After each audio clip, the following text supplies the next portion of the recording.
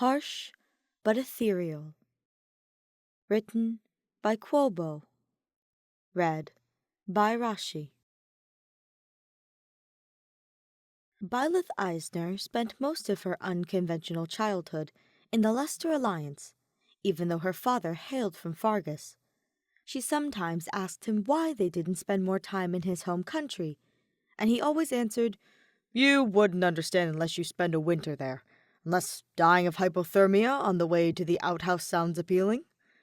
He commented that people in Faerghus put up with the snow because the cold had driven them insane, or they were in deep denial. Besides, everyone is too cold to commit crimes. If no one commits crimes, no one will pay you and me to stop crime. Later, Byleth realized his reluctance to return home was more due to the political instability, but she never forgot his horror stories about winter in Faerghus. So years later, when she was Archbishop of Fodland and about to marry Dimitri Bladed, the king of Faerghus, she proposed to him and his advisers what she thought was a very reasonable and logical way for the two heads of state to divide their time. "We spend summer and winter at Garreg Mach, while Felix watches over the palace, and we spend spring and fall in Faerghus, while Sedith runs things at the monastery," she offered. Dimitri's face fell. "Meaning we would spend my birthday and St. Keyhole Day away from Fhirdiad?" Byleth was confused. "But isn't Fhirdiad awful in winter? Don't you want to be somewhere else?" Before Dimitri could answer, Felix snapped, "Of course! It's awful, and we wish we were someplace else. That's why we stay. It lets everyone else in Fodland know our resolve." Sylvain nodded. "He's not wrong. The only thing worse than our winters is our food. But you don't skip out on it. You plant yourself in the middle of it, and take pride in your misery." Byleth cocked her head sideways in confusion. Dimitri said, "I am sure it sounds strange, but the people of Fhirdiad will take offense if we winter somewhere else. We can spend the rest of the year touring Fodland and visiting its people, but we must winter in Fhirdiad." "But you all agree it's awful." Felix and Sylvain nodded enthusiastically. Dimitri gave them a look, and then smiled at Byleth. "Yes, it's harsh, but it's also beautiful. If you allow me to show you one winter in Faerghus, I promise that if you're unhappy, we will make different plans." And so, the king and archbishop of the United Kingdom of Fodland agreed to their first winter as husband and wife at Fhirdiad Palace. The first year of their marriage had been more hectic than they ever imagined possible. The war devastated many, and Byleth ensured the Church of Saros was there to help rebuild. Dimitri had his hands full, uniting Adrestia, the Leicester Alliance, and Faerghus under one government. The newlyweds often spent weeks apart, attending to the duties of their offices. Other times, they were together, but were never given time alone. By the time the White Heron Cup arrived, Byleth was ready to be done with everything. She carefully schooled her expression as a dancer from each house performed. They were all very talented, but none came close to the previous winner. "Dorothea was really lightning in a bottle," Manuela whispered. "I'm still angry she dropped my class for yours." "Don't blame me. Blame Yuri," Byleth retorted. The dancing finally ended, and Manuela, Shamir, and Aloise chose a winner, a young woman from the former alliance. Byleth congratulated her, and then made a beeline for her office to grab the last of her things. After repeatedly assuring Sedith that she would be fine on the road, she left in her coach. Byleth watched as the landscape changed. The amount of snow on the ground increased as they headed north. They passed little villages, with roofs blanketed in fluffy whiteness. She pulled the blankets Sedith packed around herself, and looked forward to when she would finally be with Dimitri again. Finally, she reached Fhirdiad. The city suffered so much under Cornelia's rule, but the people were slowly returning to normalcy. Instead of imposing Titanus looming over the people, the buildings were decorated with garlands and ribbons. Windows held lit candles, which cast an orange glow onto the snow. Byleth was starting to see the appeal. Until she stepped out of the carriage. It was already cold, and the wind blasted her white robes. "Shh!" she exclaimed, as she remembered she was queen of this land and couldn't scream obscenities about it, so she corrected to, "Should have taken a blanket with ye." The man helping her out of the coach looked baffled. "Beloved!" Dimitri called out as he ran over. He pulled his cloak around her, and she snuggled into his side. "Why don't you have a warm cloak?" he asked. "I think this solution works quite well, actually." Byleth laughed. A hot meal, made with spices sent from Ash, awaited them. After eating, Dimitri led Byleth to their quarters. Byleth smirked as she thought of the first time a lady-in-waiting, some leftover Rufus-bladed choice, tried to explain that she would be sleeping in a separate room from Dimitri. The woman doubled over and insisted that it wasn't proper for them to share a bed for dalliances. She was no longer employed by the royal family. The fire was roaring for them when they walked in, making the room feel toasty. When she opened her closet door, it was filled with heavy clothes.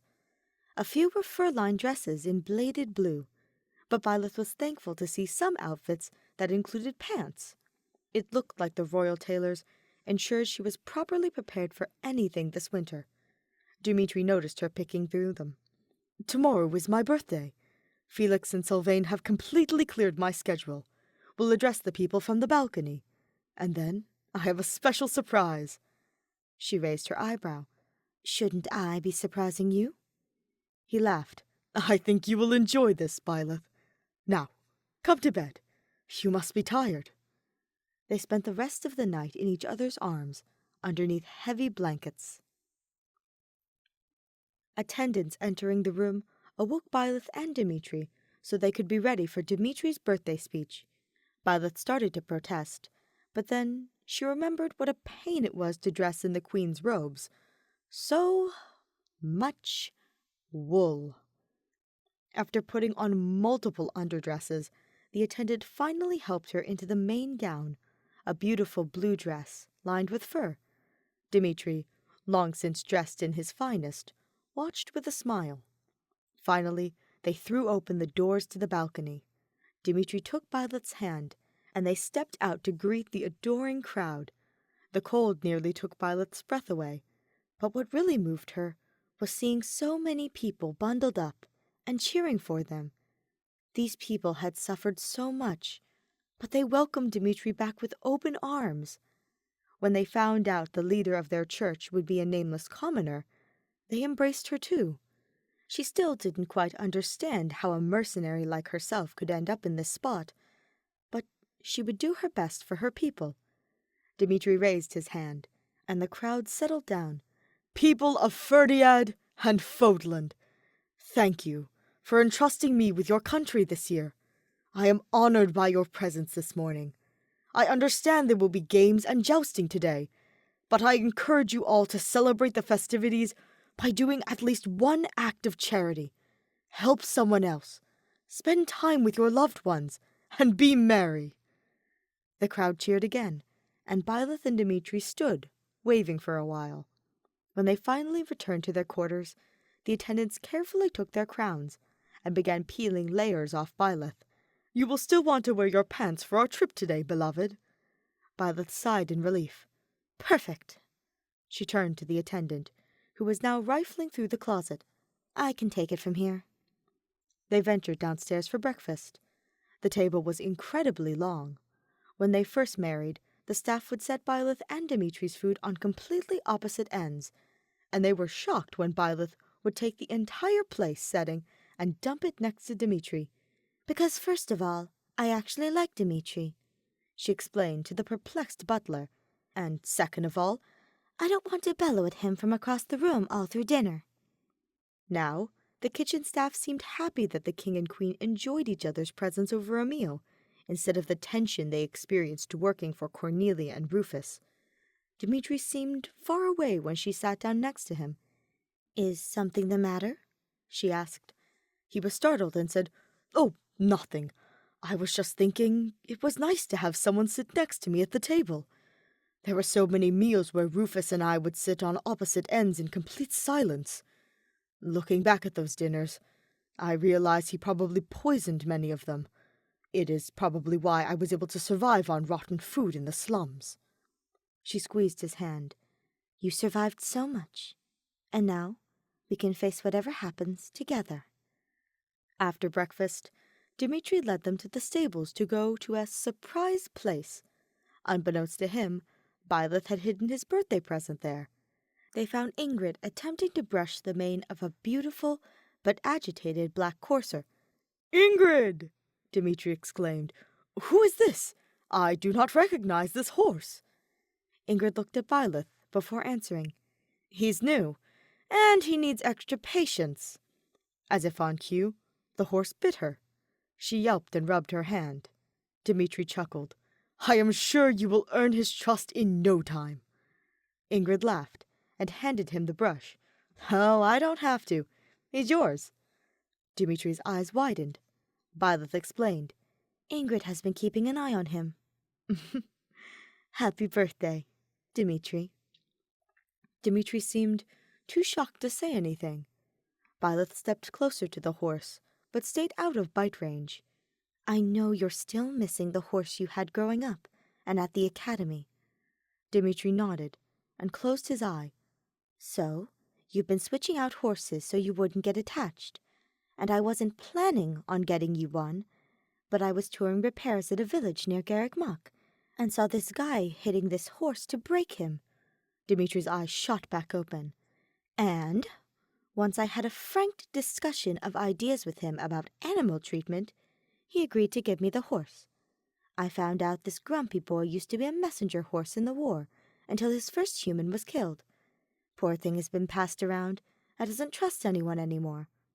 So, he bites a lot. But if you stick beside him when he's feeling bitey, he'll settle down and get really sweet. And then I thought of you. His name is Cadwallader. Lots of consonants, so he's perfect for Faerghus." "Well, you are the expert of seeing past the surfaces to the heart." Dimitri smiled. He carefully put out his hand to let the horse sniff it. The horse was cautious, but he didn't bite. Next, Dimitri softly petted his head, and the creature allowed it. "See, you're already friends," Byleth whispered.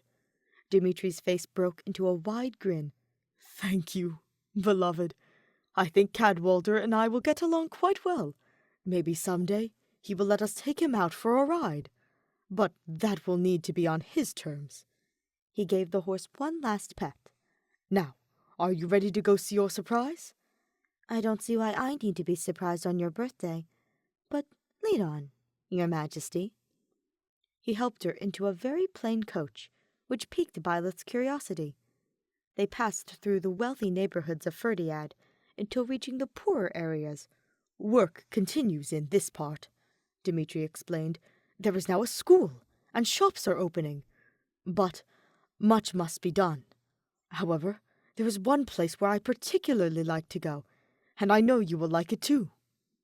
They stopped before a small building, and Mercedes and Dudu stepped out. Mercedes held a little girl and waved. "Look, everyone, it's our special guests." Dudu tried to greet them with a bow, but Dimitri stopped him. "Come, my friend, no titles here, remember?" Dudu gave the slightest of smiles. "Of course, Dimitri. The children have been waiting for you." They entered a large room full of laughing children. This is an orphanage. Many of these children lost their parents while Cornelia ruled. They lived on the streets. Mercedes and Dudu have worked tirelessly to make this a place where the children can feel safe and at home. Upon seeing Dimitri, about 10 children collided with him, wrapping their arms around him and chattering. "Is this one your wife?" one girl asked. "The one who's better at swords than you?" Byleth knelt. "I am his wife, and I am much better at swords. Want to see?" "I was hoping you would give them a demonstration," Dimitri said, as he plopped onto a chair. 2 children sat in his lap, while the others watched Byleth swing a practice sword. "Allow me to demonstrate!" she cried, while jabbing at a practice dummy with Flourish. The children cheered, but then asked if she would duel Dimitri. Of course, she answered. I'm always ready to defeat Dimitri. The children cheered even louder and looked at Dimitri. He smiled as he picked up a practice sword. You may be surprised by my skills, Byleth. I still trade every day, he said with a smirk. So do I, Byleth replied. It was a colossal duel. Despite Dimitri's lack of confidence with swords, he was still a powerful fighter. He flipped out of the way of one of Byleth's attacks, the way he used to dodge on the battlefield, and the children roared. Byleth, however, wasn't going to be outdone and increased her speed. After much back and forth, Dimitri finally admitted defeat. The children swarmed Byleth and chanted her name. She hugged each one. Snack time! Mercedes called out. After enjoying tea and homemade cookies, the children asked Dimitri and Byleth to play outside. They built a snowman and then held a snowball fight. Byleth's team won because Byleth split her forces and launched a sneak attack on Dimitri's group from behind. You are still a better tactician, my dear, Dimitri laughed. Sadly, it was time to leave. Dimitri and Byleth promised they would be back to visit. Once they were back in the carriage, Byleth snuggled into his side. Was it okay that we spent the day there? Dimitri asked. Byleth sat up. Okay. It was wonderful. Much more pleasant company than the nobles, anyway. Dimitri laughed. And it's nice, just to have a day being called by my first name. She kissed him and asked, It was your birthday, Dima. I should be asking you if it was a good day. He wrapped his arms around her and pulled her into his lap. It has been perfect. Absolutely perfect. It snowed throughout the night, blanketing Fhirdiad with several feet of snow. Byleth peered through the windows just before sunrise. She was amazed at how the snow made everything lighter despite the darkness. It reflected the sunrise, making everything a beautiful shade of pink and orange. Ice covered the palm trees, creating sparkles across the landscape. It was absolutely stunning. Dimitri joined her by the window, and they snuggled while drinking chamomile tea. After breakfast, Dimitri said he had another winter tradition to show her. He brought her to a small pond behind the castle, which had frozen solid. Have you ever skated on the ice, Byleth? He asked. She shook her head. No. In the rare event we got ice in the Alliance, it was never thick enough to stand on. They laced up their skates, and Byleth watched as Dimitri gracefully slid out onto the ice. Despite his large size, he could still make graceful circles and figure-8 patterns. How hard could it be? Byleth carefully stepped out, and her legs went in different directions. The next thing she knew, she was face to face with the ice. Byleth! Dimitri cried as he skated over to her. I'm fine, Byleth replied. He offered her a hand, but she declined. She could do this herself. Maybe. She brought one leg up at a 90-degree angle and both hands on her knee to push herself up. Unfortunately, she lost her balance again, and she began to fall. Out of instinct, she grabbed Dimitri's long coat, pulling him down too. He landed next to her on the ice with a thud. He groaned and flipped onto his back. Dimitri! Byleth exclaimed as she crawled over to him. At first, he didn't make any noise, but then he burst out laughing. Most of Dimitri's laughs were short and usually ended with him coughing or muffling it in his hand. Then there were the years he didn't laugh at all.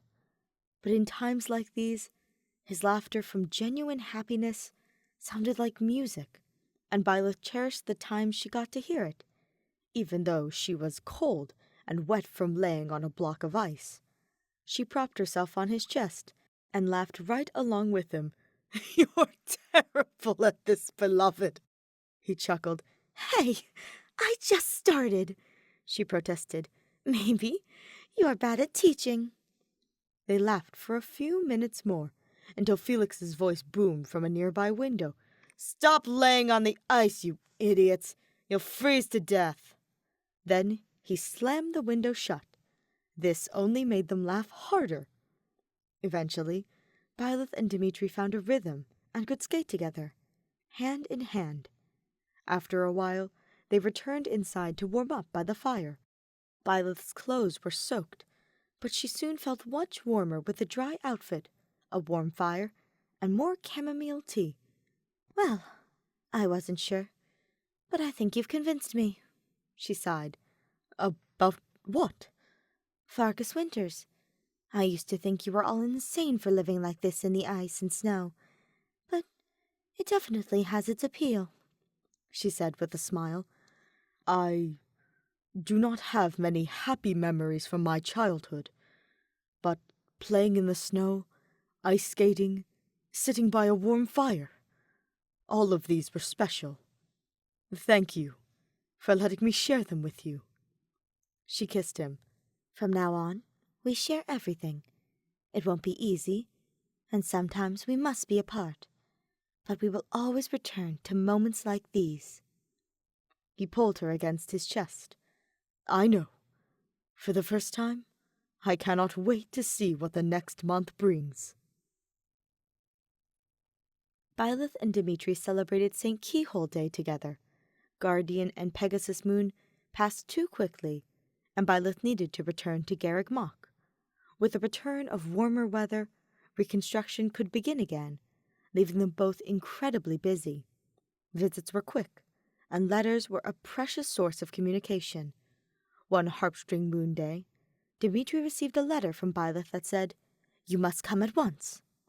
Dimitri packed in a frenzy and raced to Garreg Mach. As his coaches flew through villages, he thought of the worst-case scenarios. Why else would she send such a short letter? When he arrived, he pushed past Sedith and threw his arms around Byleth. I do not know what it is, beloved, but whatever ails you, I promise to face it together by your side. Byleth pulled away from him and gave him a confused look.